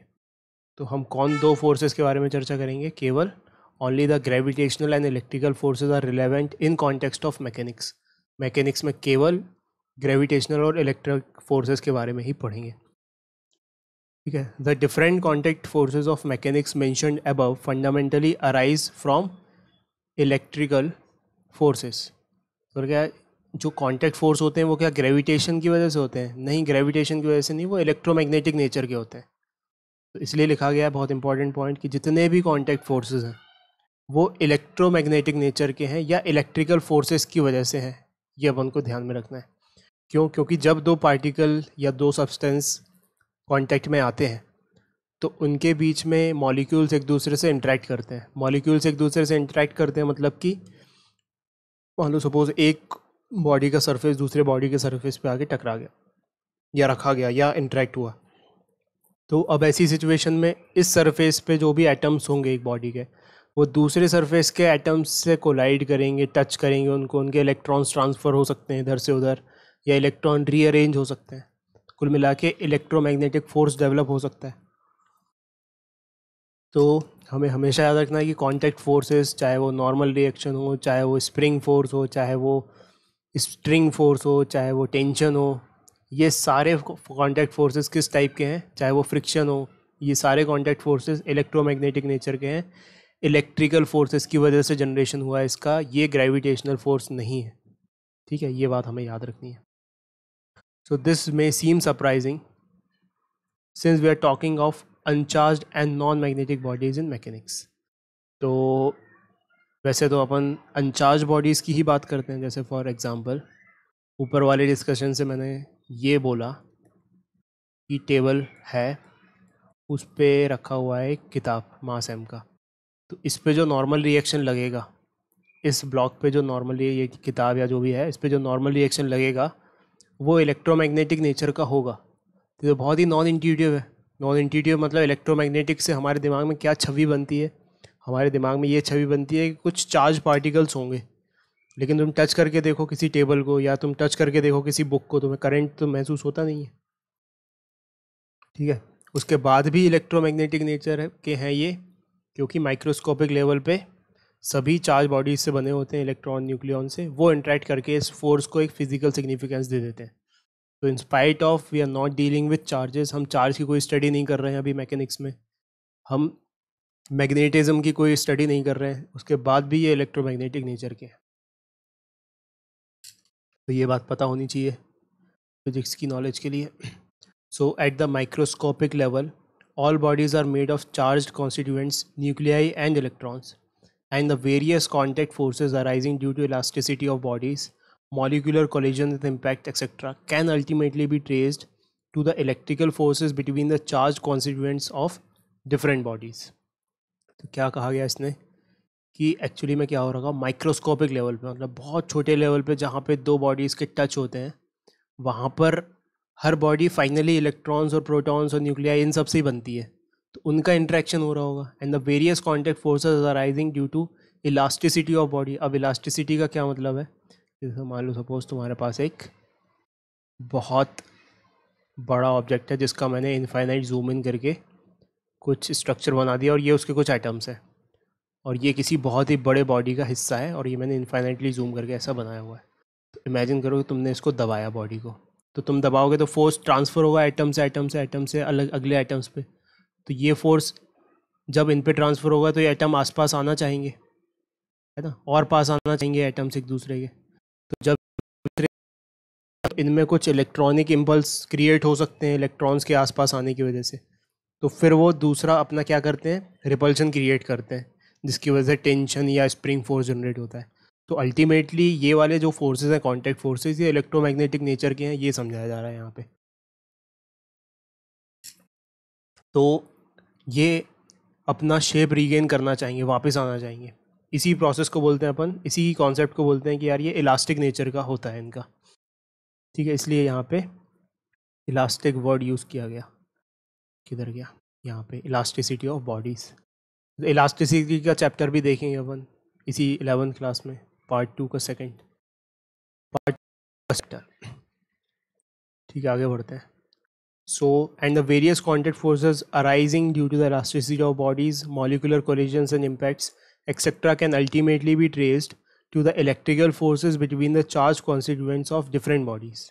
So ultimately it's the charge which is generating this force इस वजह से. So the detailed microscopic origin of these forces, however, is complex and not useful for handling problems in mechanics at the macroscopic level. तो इसका जो detail structure है या detail analysis है वो मैकेनिक्स में ज़रूरी नहीं है ना, और यूज़फुल भी नहीं है. तो अभी अपन उनके गहराई में नहीं जाएंगे बस, लेकिन इतना समझना है अपन को बॉटम लाइन कि जितने भी कॉन्टैक्ट फोर्सेस होते हैं वो सब इलेक्ट्रोमैग्नेटिक ओरिजिन के होते हैं. So this is why they are treated as different types of forces with their characteristic properties determined empirically. तो इसलिए इनको अलग टाइप से डील किया जाता है, ठीक है, अलग टाइप से पढ़ा जाता है. ग्रेविटेशन जैसे नहीं पढ़ते हैं, इनके लिए अलग अलग तरीके से अपन को पढ़ना पड़ता है. ठीक है, फिर आ जाते हैं हम next point, that is friction. तो सबसे पहला जो हम इस आर्टिकल में देख रहे हैं कि अलग अलग टाइप के जो फोर्सेस हम एनकाउंटर करेंगे मैकेनिक्स में, उनके बारे में ये सबसे पहले तो पढ़ा. कुछ कांटेक्ट होते हैं, फिर कुछ नॉन कांटेक्ट होते हैं. तो इनमें सबसे पहले अपन पढ़ रहे हैं फ्रिक्शन के बारे में. So let us return to the example of a body of mass m at rest on a horizontal table. The force of gravity mg is cancelled by the normal reaction force n on the of the table. ठीक है, तो सबसे पहली बात कि table पे रखी हुई है कोई ब्लॉक जिसका मास m है. तो इक्विलिब्रियम कैसे अचीव हो रहा है कि अगर हम FBD बनाए इस मास का, सो m ग्रेविटी नीचे लग रहा है, नॉर्मल रिएक्शन ऊपर लग रहा है, तो नॉर्मल और mg बराबर हो गए. सो नॉर्मल और mg अगर बराबर हो गए तो इसका मतलब बैलेंस हो गया. अच्छा, अब नेक्स्ट में उसने क्या कहा कि now suppose a force F is applied horizontally to the body. हमने इस पे हॉरिजॉन्टली एक फोर्स अप्लाई करना शुरू कर दिया. ठीक है, तो इमेजिन करो तुम्हारे सामने कोई ऑब्जेक्ट रखा होगा, थोड़ा भारी सा ऑब्जेक्ट लेना, बहुत हल्का सा ऑब्जेक्ट मत लेना. तो उस पर ज़रा सा तुम हॉरिजॉन्टल फोर्स लगाओगे, अगर ज़रा सा, पेन वैन मत लेना क्योंकि ज़रा सा लगाओगे तो पेन तो मूव कर जाएगा. थोड़ा भारी ऑब्जेक्ट लो, किताब होनी चाहिए 1-2 किलो की, उस पर ज़रा सा तुमने हॉरिजॉन्टल फोर्स लगाया तो क्या वो आगे बढ़ जाएगा? नहीं बढ़ेगा. क्यों नहीं बढ़ेगा? क्योंकि जो तुम हॉरिजॉन्टल फोर्स लगा रहे हो वो फ्रिक्शन बैलेंस आउट कर देगा. थोड़ा और बढ़ाओगे फोर्स तो भी नहीं बढ़ेगा. लेकिन हो सकता है जब तुमने एक लिमिट से ज़्यादा फोर्स लगा दिया तो ओवरऑल फ्रिक्शन को ओवरकम करते हुए फिर आगे बढ़ जाएगा. इसका मतलब फ्रिक्शन की एक मैक्सिमम वैल्यू हो सकती है जिसमें वो मैक्सिमम हमको बता सकता है कि भाई इतना लगेगा इसमें, उसके बाद फिर अगर फोर्स लगा दिया तुमने तो फिर वो मूव कर जाएगा. So there is a limit for the friction. So we know from experience that a small applied force may not be enough to move a body. तो छोटा सा फोर्स हो सकता है कि हॉरिजॉन्टल लगाएं किसी बॉडी पर तो मूव ना करे. But if the applied force F where the only external force on the body, it must move with an acceleration of F by m. तो सबसे पहले तो अगर हम उस पर पहुंच जाएं अपने डिस्कशन पे कि first law of motion valid है, तो अगर एक्सटर्नल फोर्स लगाया है तो इसका मतलब एक्सेलरेशन होना चाहिए. तो सबसे पहले हमने सिचुएशन इमेजिन की कि हमने किसी रखे हुए ऑब्जेक्ट पर हॉरिजॉन्टली एफ फोर्स लगा दिया. तो बाहर से एफ फोर्स लगाया है हॉरिजॉन्टली और हमने इतना छोटा लगाया कि ये मूव नहीं कर रहा है. तो तुम कहोगे यार कि इसको बैलेंस करने के लिए कोई ना कोई फोर्स तो होना चाहिए, अदरवाइज ये मूव करेगा. तो वो बैलेंस कौन करता है? एक्चुअली में फ्रिक्शन बैलेंस करता है, इसके अपोजिट डायरेक्शन में एक्ट करके. अपोजिट डायरेक्शन में एक्ट करके ये उस अप्लाइड फोर्स को कैंसिल कर देता है सो दैट हॉरिजॉन्टल डायरेक्शन में नेट फोर्स 0 हो जाए और बॉडी एक्सेलरेट ना करे. तो ये बात अपन को याद रखनी है. तो स्पेकुलेशंस बताया गया और उसने कि यार अगर but if the applied force F were the only external force on the body, it must move with acceleration F by m. However small, कितना भी छोटा हो, अगर केवल F लग रहा होता तो F by m से एक्सेलरेट कर जाना चाहिए था. So clearly the body remains at rest because some other force comes into play in the horizontal direction and opposes the applied force F, resulting in zero net force on the body. तो एक applied force के opposite में एक additional external force लगने लगता है जो net effect zero कर देता है. So this force Fs parallel to the surface of the body in the contact with the table is known as the frictional force or simply friction. अच्छा, ये F के नीचे सबस्क्रिप्ट ऐसा इसलिए लिखा है क्योंकि इस केस में बॉडी मूव नहीं कर रही है ना। So this is called static friction. Static friction, जब बॉडी मूव करने लग जाए तो क्या फ्रिक्शन नहीं लगता? नहीं, तब भी लगता है। तब क्या होता है वो? तब होता है वो काइनेटिक फ्रिक्शन। काइनेटिक फ्रिक्शन, इसलिए स्क्रिप्ट में एफ के लिखा है। तो जब तक बॉडी मूव नहीं कर रही है और फ्रिक्शन ऑफर हो रहा है, वो कहलाता है स्टैटिक फ्रिक्शन। और हमने स्टैटिक फ्रिक्शन के मैक्सिमम लिमिट से ज़्यादा फोर्स लगा दिया, अप्लाई कर दिया इसको, तो फिर बॉडी मूव करने लग जाएगी। उस केस में काइनेटिक फ्रिक्शन लगने लगता है। ठीक है। So the subscript stands for the static friction to distinguish it from the kinetic friction Fk that we consider later. उसको सेकेंड पार्ट में कंसिडर करेंगे। So note that static friction does not exist by itself, कि जैसे for example अगर body नहीं रखी, body पे कोई फोर्स नहीं लगाया होता, बॉडी ऐसे नॉर्मली टेबल पे रखी होती और तुमने हॉरिजॉन्टल डायरेक्शन में कोई अप्लाइड फोर्स नहीं लगाया होता, तब यहाँ पे स्टैटिक फ्रिक्शन ज़ीरो लग रहा। क्यों? क्योंकि कोई अपोज करने के लिए कुछ है ही नहीं उसके पास। तो इसका मतलब ये जो फोर्स है स्टैटिक फ्रिक्शन, ये अपने आप पिक्चर में नहीं आता, ये तभी पिक्चर में आता है जब कोई अप्लाइड फोर्स लगता है। ये बात समझ में आ रही है? ये तभी पिक्चर में आएगा फ्रिक्शन का फोर्स जब हम कुछ लगाएंगे फोर्स उसके, तभी पिक्चर में आएगा फ्रिक्शन, नहीं तो फ्रिक्शन पिक्चर में नहीं आएगा। तो अपन कह सकते हैं कि इसकी वैल्यू भी कांस्टेंट नहीं है, इसकी वैल्यू भी वेरी होती रहती है। स्टैटिक फ्रिक्शन की वैल्यू भी कांस्टेंट नहीं होती, वेरी होती रहती है। फॉर एग्जांपल कि यहाँ पे हमने 10 न्यूटन का फोर्स लगाया पहली सिचुएशन में और ब्लॉक मूव नहीं किया, तो फ्रिक्शन कितना लगेगा? यहाँ पे फ्रिक्शन लगेगा 10 न्यूटन। ये पहली सिचुएशन। ठीक है। दूसरी सिचुएशन में हमने मान लो सपोज 20 न्यूटन का फोर्स लगाया और हमें पता है कि ये बॉडी मूव नहीं करी, तो इसका मतलब स्टैटिक फ्रिक्शन कितना हो जाएगा? ठीक है। कुछ क्या था ज़ीरो वाली सिचुएशन में? नथिंग। तब ज़ीरो वाली सिचुएशन में एफ एस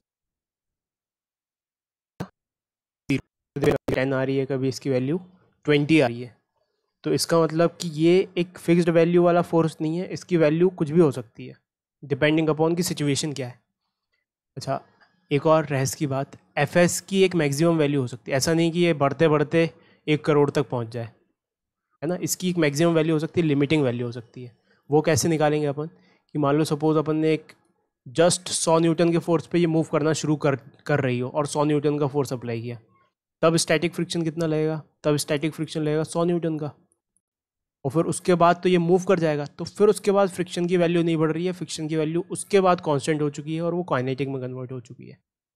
ये अपन को ध्यान में रखना है। बढ़ते बढ़ते ऐसा नहीं कि बोले कि 0 है फिर 10 है फिर 20 है, तो बढ़ते बढ़ते अपन 1 करोड़ का जब अप्लाइड फोर्स लगाएंगे तो यहाँ 1 करोड़ हो जाएगा, ऐसा नहीं है ना। एक लिमिटिंग वैल्यू जब तक कि स्लाइडिंग ना हो जाए तब तक तो बढ़ेगा स्टैटिक फ्रिक्शन, उसके बाद फिर वो कांस्टेंट हो जाएगा।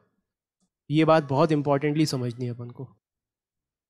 सो when there is no applied force there is no static friction. जब तक कोई अप्लाइड फोर्स नहीं है, कोई स्टैटिक फ्रिक्शन नहीं है। It comes into play the moment there is an applied force. ये तभी पिक्चर में आता है, तभी प्ले में आता है जब कोई अप्लाइड फोर्स लगाते हैं। So as the applied force F increases, जैसे जैसे अप्लाइड फोर्स एफ बढ़ाते हैं हम, F is also increases, static friction बढ़ता रहता है, remaining equal and opposite to the applied force.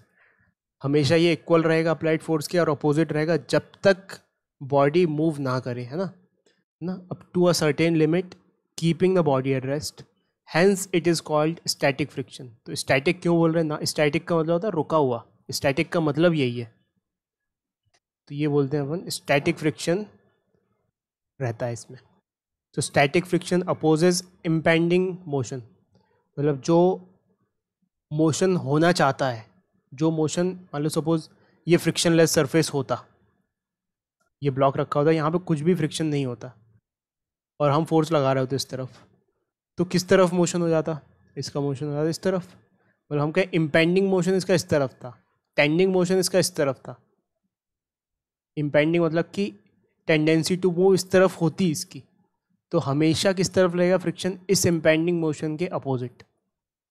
ये बात समझ में आ रही है? स्टैटिक फ्रिक्शन हमेशा इम्पेंडिंग मोशन के अपोजिट लगता है। तो सेम सिचुएशन में मान लो सपोज इस तरफ से फोर्स ना लगाते हुए उल्टे डायरेक्शन से फोर्स लगा बैठते हैं हम, मान लो सपोज अप्लाइड फोर्स इस तरफ से लग गया, तो अब इसका इम्पेंडिंग मोशन किस तरफ टेंडेंसी टू मूव होती है इसकी। तो जब हमें टेंडेंसी टू मूव देखनी हो किसी भी ऑब्जेक्ट की, तो सारे फोर्सेस भूल जाओ, फ्रिक्शन भूल जाओ, केवल इसको कंसीडर करो कि अगर ये ब्लॉक होता और इस पर एफ फोर्स लग रहा होता तो किस तरफ मूव होने की टेंडेंसी होती है इसकी, इस तरफ। इसका मतलब जो स्टैटिक फ्रिक्शन है वो इसको अपोज करेगा, इसके इम्पेंडिंग मोशन, इसके टेंडेंसी टू मूव जिस तरफ है उस डायरेक्शन के अपोजिट लगेगा। ये बात अपन को समझनी है, ठीक है। बहुत ही important point, static friction opposes impending motion, ठीक है। फिर उसके बाद the term impending motion means the motion would take place but does not actually take place under the applied force if friction were absent. वही बात कही गई कि अगर फ्रिक्शन एब्सेंट होता और जिस तरफ मोशन हो जाता उसको अपन इम्पेंडिंग मोशन बोल रहे हैं। So we know from experience that as the applied force exceeds a certain limit the body begins to move. जब हम अपने एक्सपीरियंस से जानते हैं कि अगर कोई ऑब्जेक्ट रखा हुआ है और फिर हमने ज़रूरत से ज़्यादा फोर्स लगा ही दिया, मतलब कि गुस्से में आ गए और इतना फोर्स लगा दिया, तो वो फ्रिक्शन को ओवरकम करके मूव कर ही जाएगी। इसका मतलब क्या है? इसका मतलब है कि फ्रिक्शन की एक मैक्सिमम वैल्यू ही हो सकती है, उसके बाद फिर उससे ज़्यादा वैल्यू नहीं हो सकती। सो it is found experimentally that limiting value of static friction, that is F s maximum, is independent of the area of the contact. तो जैसे फॉर एग्जांपल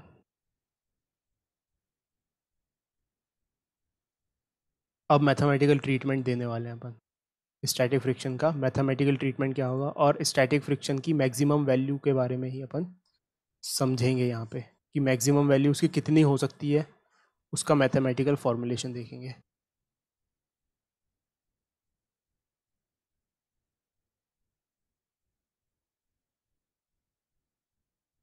तो जैसे इमेजिन करो हमारे पास एक क्यूबॉइडल ब्लॉक है और वो दो ओरिएंटेशन में रखा हुआ है, ठीक है।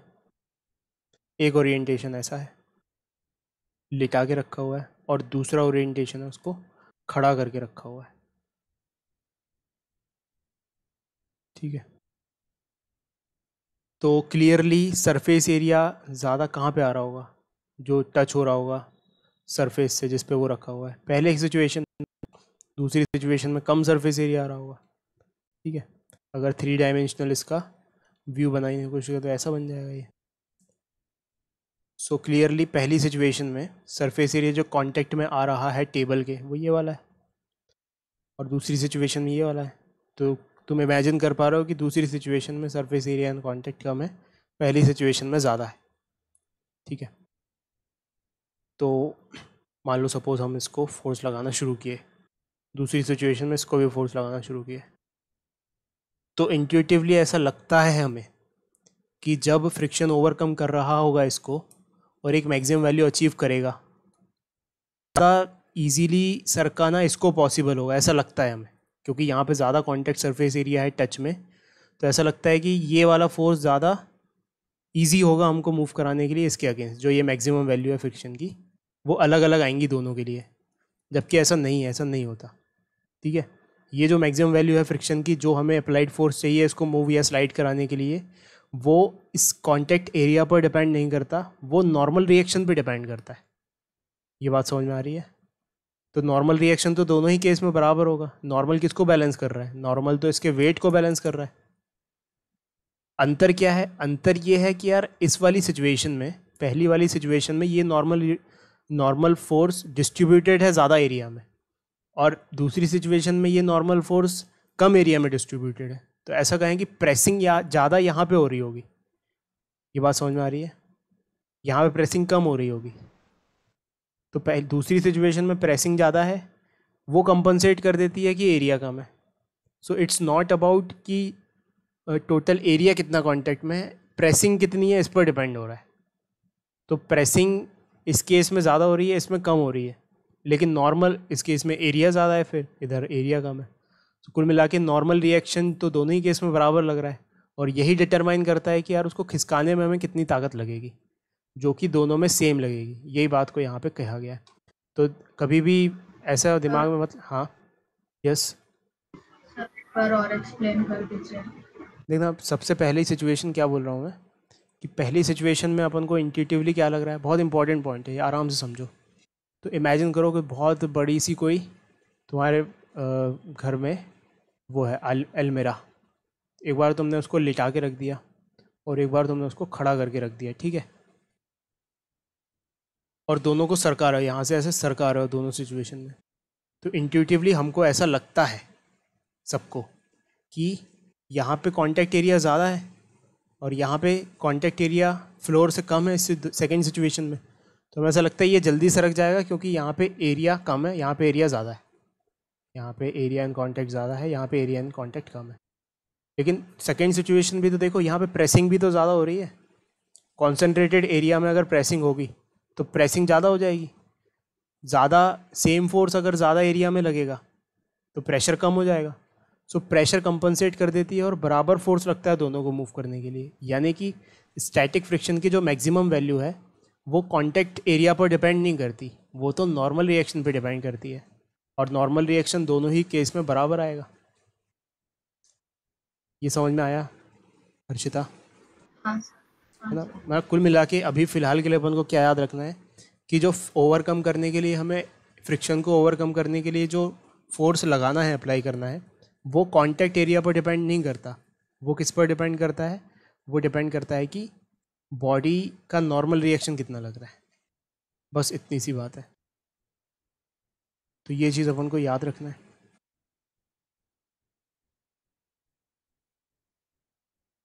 सो अब इसका अपन मैथमेटिकल ट्रीटमेंट देख लेते हैं। सो एफ सबसे इम्पॉर्टेंट पॉइंट, एफ मैक्स मतलब maximum value of friction that we have to apply to make the body move is independent of the area of contact and varies with the normal reaction force as follows. So Fs की maximum value होती है, maximum बहुत importantly stress करके यहाँ पे maximum लिखा है। maximum मतलब कि सबसे ज़्यादा वैल्यू, इससे कम भी हो सकती है जब मूव ना कर रहा हो, लेकिन मैक्सिमम वैल्यू कितनी होती है? म्यू एस इंटू एन, ठीक है। So where mu s is the constant of proportionality depending only on the nature of the surfaces in contact. Mu s एक प्रोपोर्शनैलिटी कांस्टेंट है जो किस पर डिपेंड करता है कि किस टाइप के फोर्सेस कॉन्टैक्ट में है ना। It depends on the nature of surfaces in contact. जैसे फॉर एग्जांपल किसी फ्लोर पे हमारा पैर रखा हुआ है, ठीक है, मार्बल पे सपोज पैर रखा हुआ है, हमारा ह्यूमन बॉडी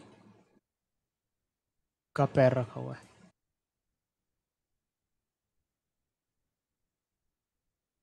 कम ऑन देखो, जैसे मान लो सपोज ये मार्बल का सरफेस है और इस पर हमारा लेग रखा हुआ है, तो इसके लिए म्यू कुछ और होगा, म्यू एज समथिंग मान लो सपोज 0.2 हो गया। मान लो सपोज सेम मार्बल के सरफेस में लकड़ी रख दी, वुड रख दिया, ये वुड है, मार्बल फ्लोर है, ठीक है। तो इस सिचुएशन में म्यू एस कुछ और होगा, इस सिचुएशन में म्यू एस कुछ और होगा, हो सकता है म्यू एस वुड का मटेरियल लिया और उस पर पैर रख दिया, यहाँ पे लेग, तो हो सकता है इन दो इंटरफेसेस के लिए म्यू एस की वैल्यू 0.5 हो जाए।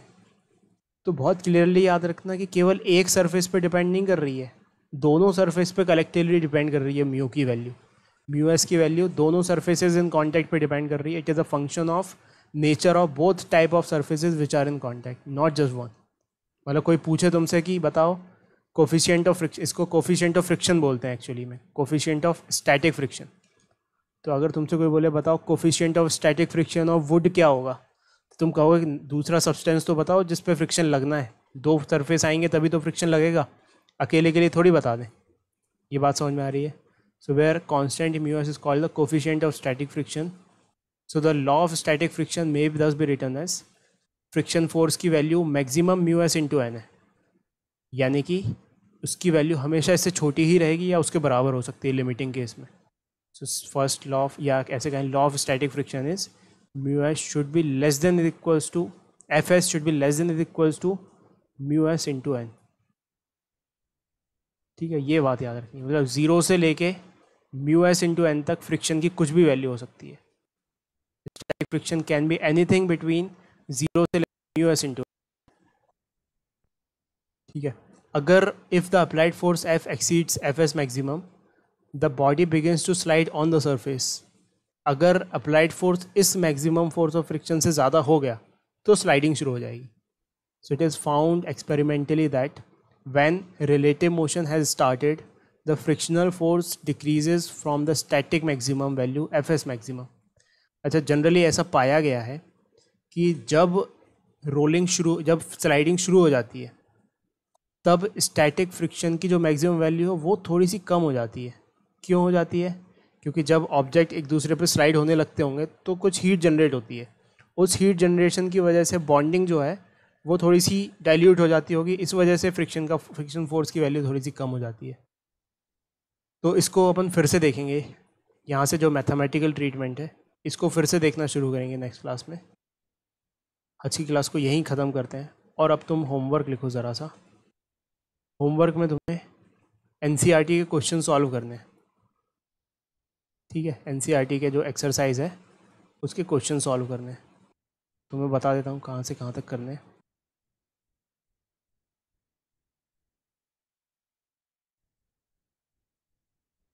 पहला करना, दूसरा ये सब ऑब्जेक्टिव क्वेश्चन हैं।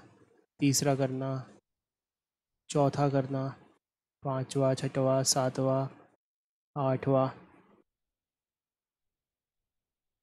ये फोर्थ वाला छोड़ देना क्योंकि फोर्थ में सर्कुलर मोशन का फंडा लग जाएगा, वो अपन बाद में पढ़ेंगे।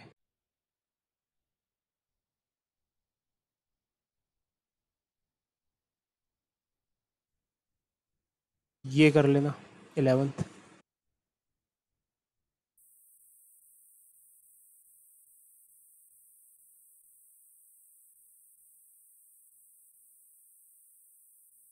बस इतने क्वेश्चन सॉल्व करना फ़िलहाल के लिए, और जो हमने पढ़ा है उसको डिटेल में समझ के मुझसे डाउट पूछना, क्या चीज़ तुम्हें समझ में नहीं आई, है ना। देखो, ये क्यों पढ़ रहा हूँ मैं, ये सारी चीज़ें अभी तुम्हारे सामने, वैसे ये कायदे से तुम्हें पढ़नी चाहिए, लेकिन ये तुम्हें या मुझे, हम सबको मिलके क्यों पढ़ना ज़रूरी है, क्योंकि अगर ये नहीं पढ़ेंगे तो हमें एक अंडरस्टैंडिंग नहीं बनेगी, न्यूमेरिकल हमारे ऊपर से बाउंसर जाएंगे। तो ये हम एक अंडरस्टैंडिंग के लिए पढ़ रहे हैं, तो इसलिए अच्छे से अंडरस्टैंडिंग सोचो इन सब के बारे में, जो चीज़ें कही गई दिमाग में घूमने दो, वो तभी घूमेंगी दिमाग में जब तुम रिवाइज़ करोगे। सो प्लीज़ रिवाइज़ जो भी अपन ने पढ़ा, और जो जो इम्पॉर्टेंट पॉइंट्स कहे गए, अगर तुम 1.5 घंटे की रिकॉर्डिंग होती है उसको भी 2x स्पीड में एक बार फिर से देख सकते हो, अगर तुम्हें ऐसा लगे कोई चीज़ छूट गई है तो, है ना। तो रिवाइज़ करके प्रॉपरली इन क्वेश्चंस को सॉल्व करो ताकि अंडरस्टैंडिंग अच्छी बने दिमाग में। ठीक है, चलो बाय बाय एवरीवन, मिलते हैं 6 बजे मैथ्स की क्लास में। Bye sir. Bye sir. Bye sir.